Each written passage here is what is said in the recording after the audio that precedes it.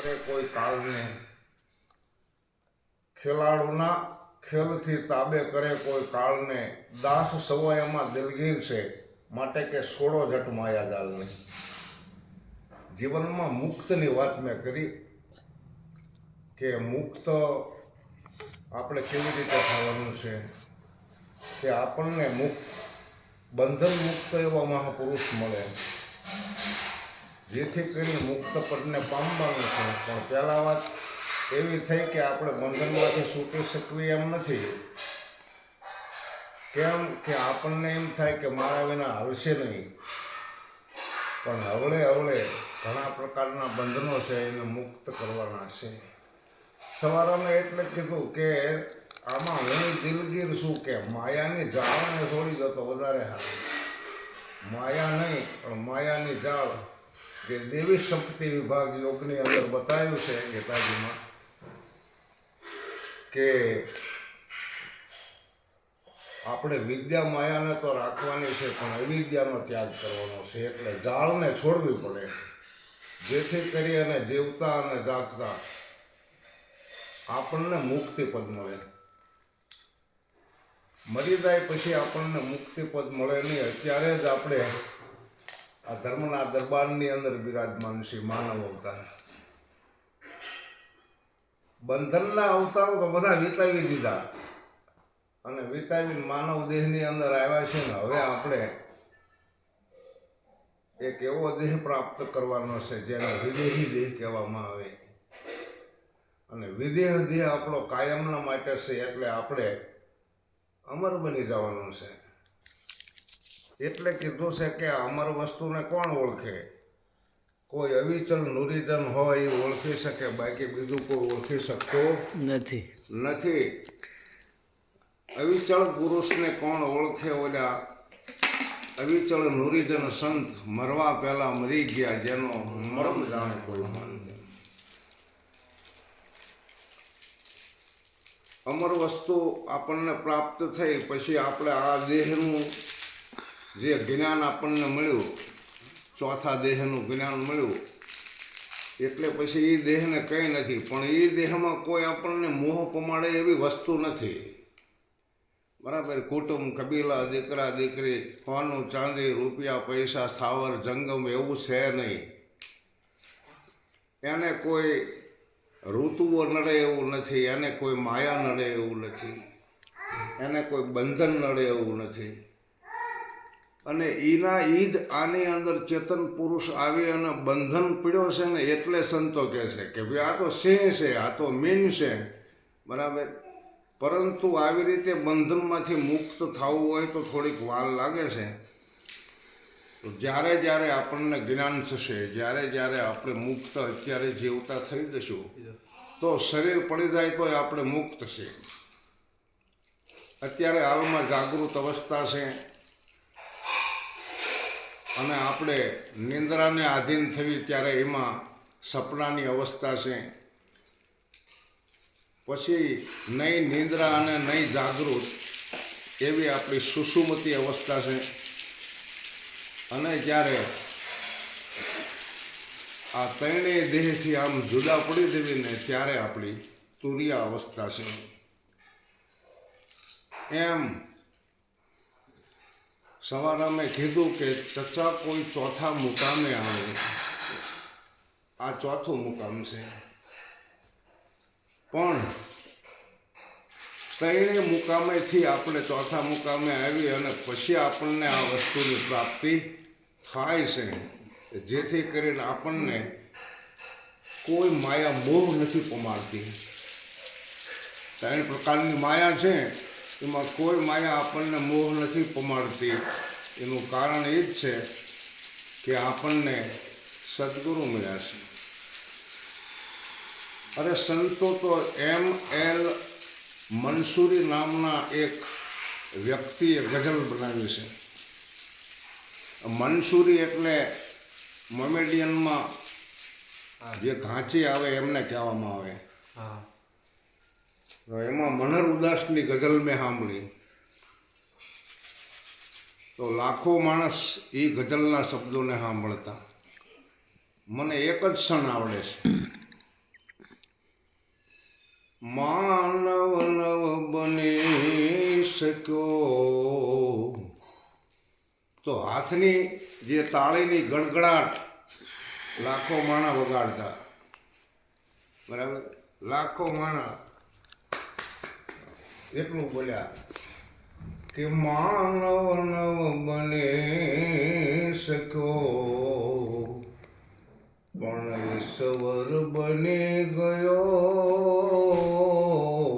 માનવ ના બની શક્યો પણ ઈશ્વર બની ગયો.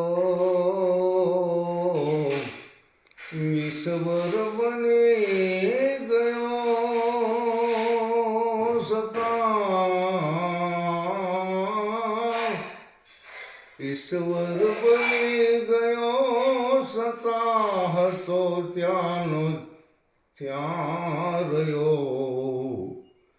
અરે માનવ ના બની શક્યો પણ ઈશ્વર બની ગયો. બહુ સારો અભ્યાસ છે કે આપણને સદગુરુ માણસ બનાવે, પણ કદાચ ખામી રહી ગઈ હોય તો એને ઈશ્વરની તો ખબર જ છે કે આપણે તો ઈશ્વર બનવાનું છે, બરાબર. સદગુરુ દેવની દયા થકી, સદગુરુ દેવની દયા થકી આ નર્તન દેહ મળી ગયો, પરંતુ માનવ ન બની શક્યો. એ તો ઈશ્વર બની ગયો. માનવ એને કહેવામાં આવે, મનુષ્યનો અવતાર તો છે પણ આપણામાં એવા ગુણો હોય, એવું જ્ઞાન હોય તો માણસ બનાય, પણ થોડીક ખામી રહેતી હોય તો એ સદગુરુ મળ્યા એટલે એને ઈશ્વરની તો ખબર છે.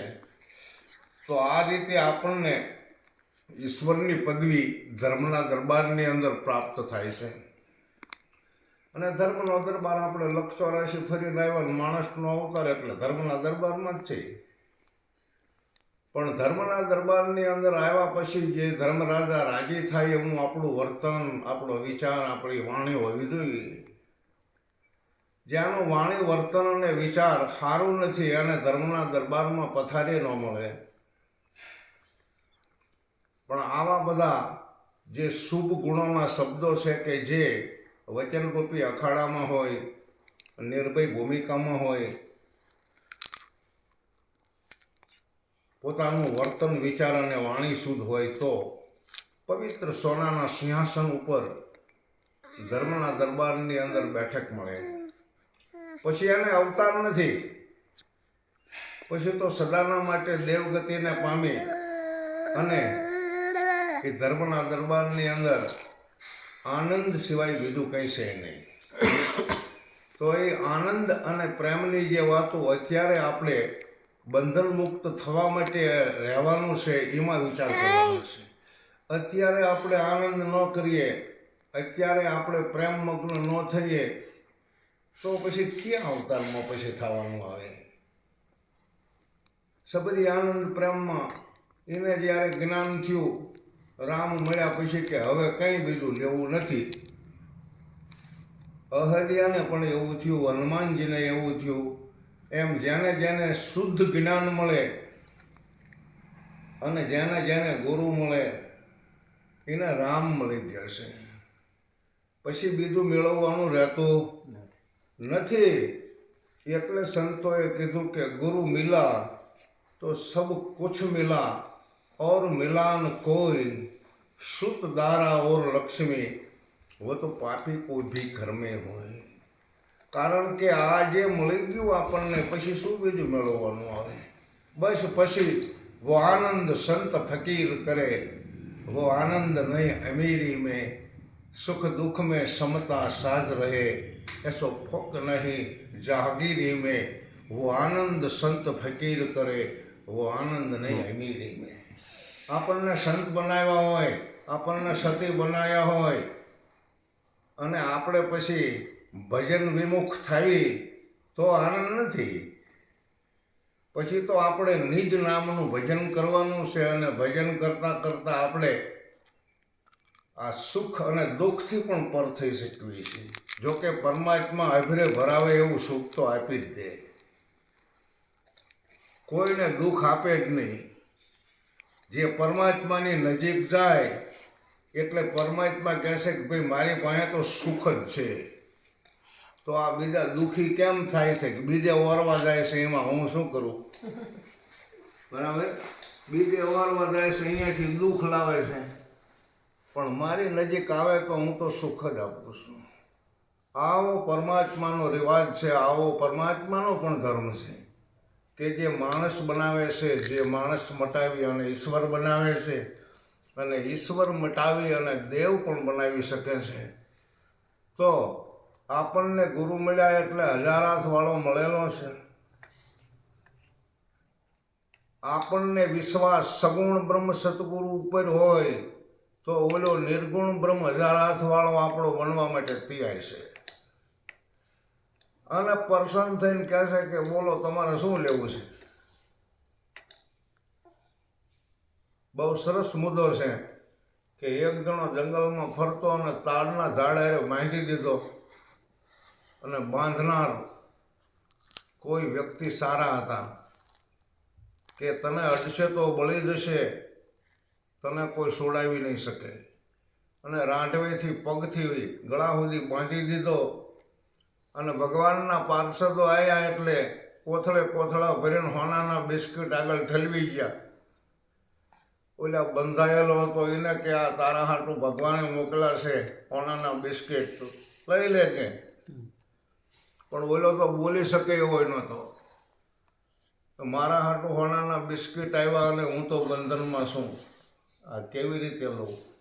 વળી પાર્ષદો એવું બોલ્યા કે આ બિસ્કિટને બીજા કોઈ અડે તો બળી જાય, એટલે બીજાને પણ અહીંયા આવવાનો મોકો મળતો નથી. 3 દિવસ અને 3 રાત ભૂખ્યો અને બંધનમાં બોલી શકાય નહીં આવી સ્થિતિ થઈ ગઈ. ત્યારે એમાં એક સાધુ રામસાગર લઈને નીકળ્યા. સાધુએ આમ જોયું કે આ માણસને કોઈને બાંધી દીધો, કે મહારાજ મને અડતા નહીં, નહીતર બળી જઈશું. એટલે કે આ હોનાના બિસ્કિટ એને અડતા નહીં, નહીતર બળી જઈશું, એ તો મને આપ્યા છે. પણ કે છૂટી જા ને કે તમે મને અડશો તો બળી જશો, તો હવે આમાં મારે છૂટવું કેમ? પણ આ સાધુએ ભજન ગાયેલા ખૂબ, એટલે એને કીધું કે ભાઈ મને આવું જાણવા મળ્યું છે કે તું સદગુરુનું સ્મરણ કર, અને એ આવે તો જ તને છોડાવી શકે, બાકી બીજું કોઈ ન છોડાવે. સદગુરુનું સ્મરણ કર્યું, 3 દીએ ગુરુ મહારાજ આવ્યા. એટલે કે આટલો બધો બંધનમાં ગુરુ મહારાજ છોડાવો. અને એમના સિવાય કોણ છોડાવે? એમને કંઈ ન થાય, કારણ કે ગુરુપદ તો બળે એવું નથી. અને એને મુક્ત કરી નાખ્યો. હવે કે આ બિસ્કિટ તારા છે, લઈ લે. કે ગુરુ મહારાજ હવે એકેય બિસ્કિટ નથી લેવું. કે કાં? કે આ લઉં તો પાછો બંધનમાં નહીં પડવું. કે ના, મારા વચન ઉપર વિશ્વાસ કે આ બધું તારે લેવાનું છે, અને તારે એક એવો આશ્રમ બનાવવાનો છે, તારે અહીંયા સંત સમાગમ કાયમ કરવાનો છે. કોઈ મહાપુરુષો, કોઈ જતે સતી કાયમ ભજન સત્સંગ કરે અને એમાં વાપરજે. આટલો બધો સુદામાની માફક કંચનના મેલવાળો આ વ્યક્તિ થઈ ગયો, પણ પોતાની નિષ્ઠા ન ચૂકી. જ્યાં સુધી શરીર રહ્યું ત્યાં સુધી ભજન સત્સંગ દ્વારા પોતાના દેહને અમર બનાવી દીધો. બોલો સદગુરુ મહારાજ કી.